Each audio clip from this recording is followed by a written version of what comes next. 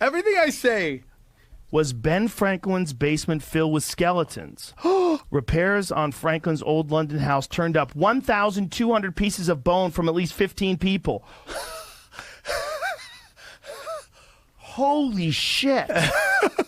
For nearly 2 decades. By the way, this is from the Smithsonian. This is not some wacky conspiracy This ain't site. SamTripoli.com. Yeah. For nearly 2 decades leading up to the signing of the Declaration of Independence, Benjamin Franklin lived in London in a house on 36 Craven Street. In 1776, Franklin left his English home to come back to America. More than 200 years later, 15 bodies were found in the basement, buried in a secret windowless room beneath the garden. In 1998, conservationists were doing repairs on 36 Craven, looking to turn Franklin's old haunt into a museum. From a 1 meter wide, 1 meter deep pit, over 1,200 pieces of bone were retrieved. Remnants of more than a dozen bodies, said Benjamin Franklin's house.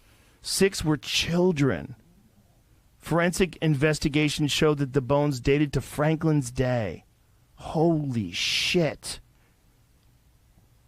The most plausible explanation is not mass murder, but an anatomy school run by Benjamin's young friend and protege, William Hewson.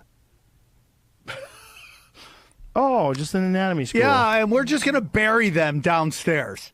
Okay, anatomy was still in its infancy, but the day's social and ethical mores frowned upon it.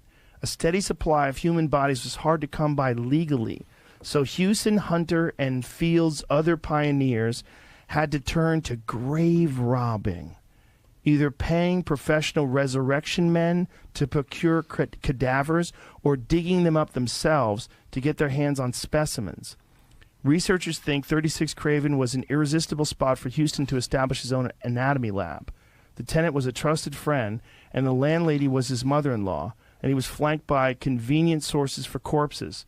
Bodies could be smuggled from graveyards and delivered to the wharf at one end of the street or snatched from the gallows at the other end.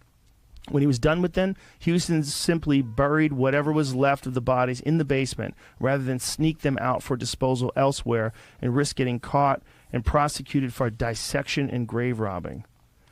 Franklin was probably aware of the illegal studies going on in his building, says the Benjamin Franklin House, but it's doubtful that he was involved himself.